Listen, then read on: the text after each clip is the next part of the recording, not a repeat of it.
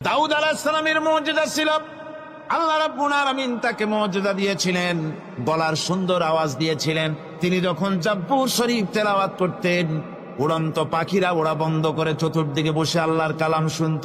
তিনি লোহা দিয়ে অস্ত্র তৈরি করতেন। অস্ত্র বানাবার সময় আগুন দিয়ে লোহা পোড়ায় অস্ত্র বানাতে হয়। দাউদ আলাইহিস সালামের তার প্রয়োজন ছিল না। তিনি যখন লোহা হাতির ভিতরে নিয়ে চাপ দিতেন, লোহা পানি হয়ে আঙ্গুরের ফাঁক দিয়ে গলে পড়ে যেত। এটা ছিল তার মুজিজা। হযরত সুলাইমান, আল্লাহ রাব্বুল আলামিন তাকে মুজিজা দান করলেন। কোরআনে কারীমের ভিতরে রব্বুল আলামিন বলেন, হযরত সুলাইমান আলাইহিস সালাম সকাল বেলায় বিনা মেশিনে বিনা ইঞ্জিনে তক্তার উপরে বসে যেতেন। তক্তা 1 মাসের পথ অতিক্রম করত।